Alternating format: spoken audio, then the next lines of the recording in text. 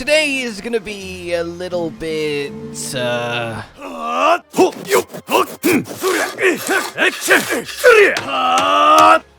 you know? Hello there, my fellow Hylians. I hope you fare well in your adventures.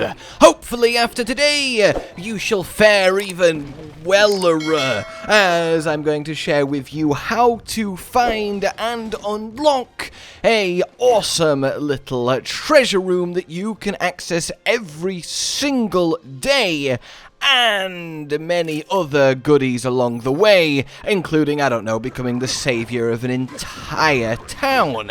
Oh, and getting to build the town yourself too, which is just awesome. I thought after having your own custom house, there wouldn't be anything else like that in the game, but no, there is. And if you want to know how to get your own dream home and farm, well, that video is up on the channel, and hopefully I'll remember to link it down below.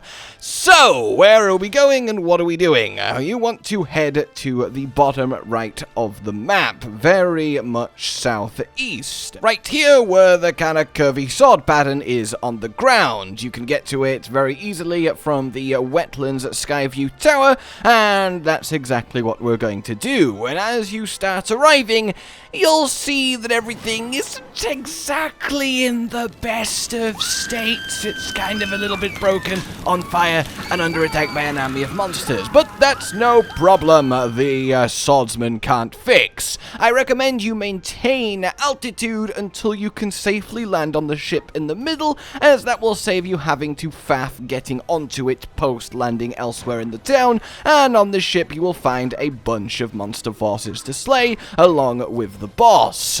Do so however you wish to do so, and then we can start clearing up the little patches of monsters around the town. Don't, like me, forget to kill the one Lizalfos that's up on the north side of the ship, as I had to come back for it. Then, as you will find yourself fighting around, you'll get to the point where you might well be questioning where the last enemy is. You've been everywhere, and you just can't find this tiny little last bit of health to remove from monster forces.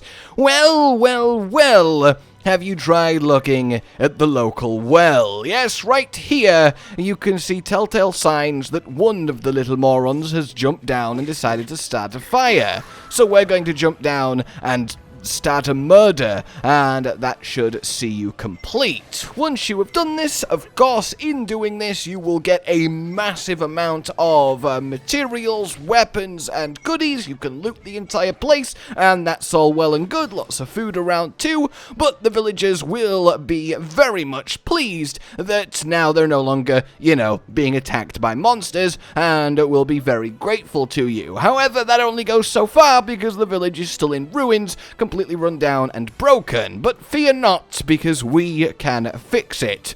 Or at least us and Balson can fix it, the carpenter on hand. So what he needs from us is 15 logs and 20 Hylian rice.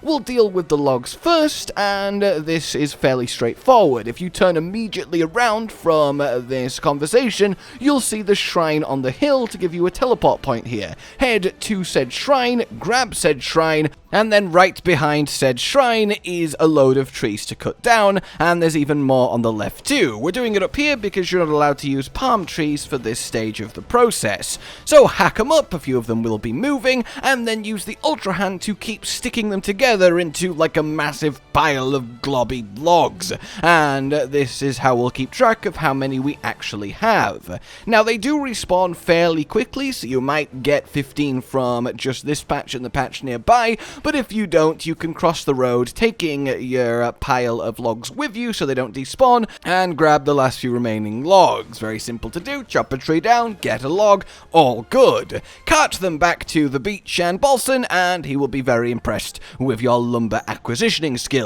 Now we need to grab the rice. The easiest way to do this, or at least give yourself a jump start, is to head to Hyrule Village, right next to the Zanmik Shrine, because the general store here sells 5 bushels of Hylian rice. This will respawn every day, so you can come back and get more, but if you would rather not wait for that, well, you can head outside to the long grass, start slicing it away, and more will eventually drop. Or, of course, you can use the item duplication glitch that we went over the other day. Again, I will link that down below, and that makes the whole process much easier, obviously. So once we have our 20, head back to Balsan, hand him them, and he will repair the foundations to everything in the village. And yeah, this is where you get the lovely treat that is...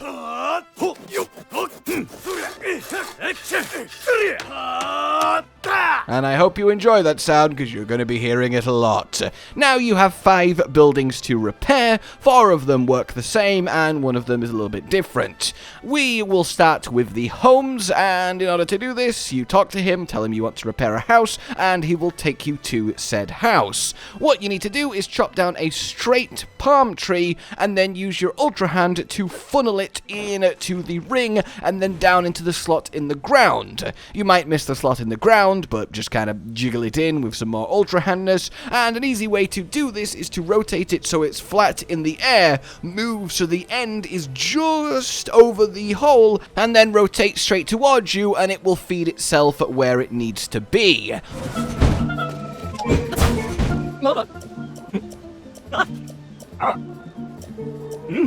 And we get some defense increasing fish if we cook them as our reward, so that's nice as well. The second home, again, works exactly the same. Get a straight palm tree, feed it through the ring into the nook in the ground, and you are done.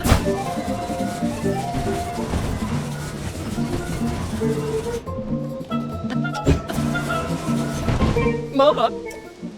And for our efforts this time around, we get rewarded with 50 rupees and access to a little replenishing stash of weapons and food later on. Then let us tackle the inn. This is the unique one in that we just need to climb up and remove all of the objects from the water that is collected within. Don't remove one of the floating bits of board, hop on it and use that as a platform to take out the 2 logs that have sunk to the floor, then remove everything else, and that's this one done nice and simple. And your reward for this one is a little bit shockingly anticlimactic. It's 5 vault fruit. Get it? Do you get it? And then we'll move on to the restaurant. And not to sound like a broken record, but yes, get a straight palm tree and feed it through the center. Just chop one down nearby, clear out the crates that are blocking it, grab a few free arrows, and it's all very, very simple. Your reward this time around is some tough seafood rice, which will give you defense up and restore 4 hearts. So yeah, definitely nice to just get given.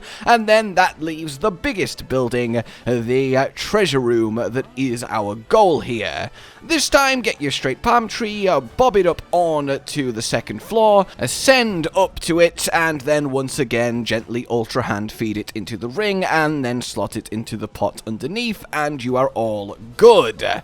This gives the best reward in 5 bomb flowers, always nice, and it will finish the town. Everyone will be really happy, you get a really sweet little scene to enjoy, and most importantly, you get what makes this whole endeavor truly worthwhile.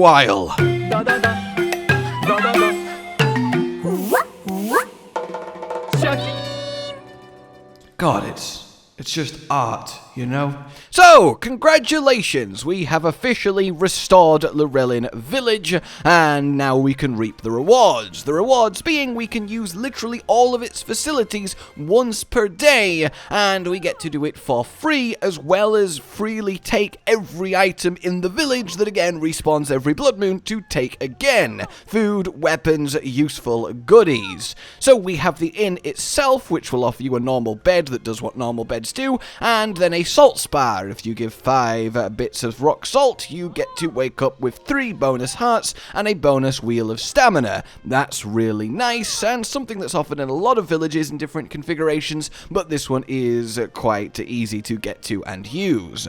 Then, just near there, towards the water on the beach, is a chest with 5 whole rupees, but more importantly, a little fire with spears, and regularly here, you will have respawning cooked fish for a nice little injection of food, and weapons too that we can keep coming back to and acquiring. Then, we have the real reward here, the treasure room minigame that every single day you can come back to and roll your luck in receiving some really quite potent, rare, and otherwise hard to acquire, and sometimes you can find things here that you've not even seen yet in game, monster parts and other goodies, depending on which treasure chest you choose. You simply walk up, you pick one after talking to him, and you will get a rupee. That rupee corresponds to what prize you get. You give the rupee back, and then don't forget to collect your monster part. In this case, I got a thunder-like shockstone, which I'd not actually got yet. I've not even seen a shock-like in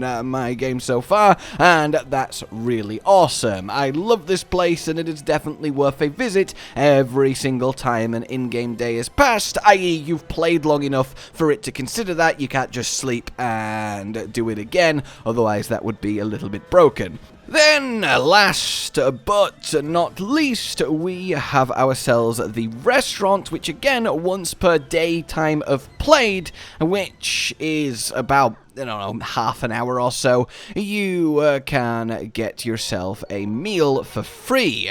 And that meal is random each time you arrive here, but it's always very good, and let's be honest, free big heart restoring food is always welcome in Tears of the Kingdom, especially with how much more brutal it is compared to Breath. Then you also unlock a couple extra side quests. This person here wants you to go get some food for them, and you will get a fabric for your glider for your troubles. Then if we head over to the chief and our good old carpenter friend Samson, we can have another quest here which will have you going around the world and eventually unlocking a mini game of a kind of racing thing that you can play both for the fun and for the rupees, which is also really nice to have and turns the village into a real hot tourist spot once again. So as you can see, this whole endeavor does a lot for you, from all of the stuff from the monsters initially, to all of the rewards for doing the reconstruction, and then from all of the repeatable daily rewards for free that the villagers offer you.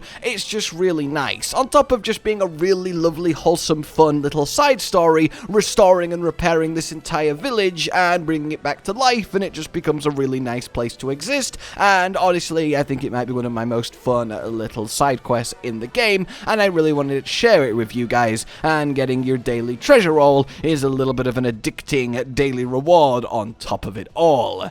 So, I hope you have found that useful, at the very least interesting, and are inspired to go make your own version of this village whole once more, if you've not found it already. For now then, like you've enjoyed this, subscribe and hit the bell for more, consider supporting the future of the channel on Patreon down below, and until we meet again, a goodbye.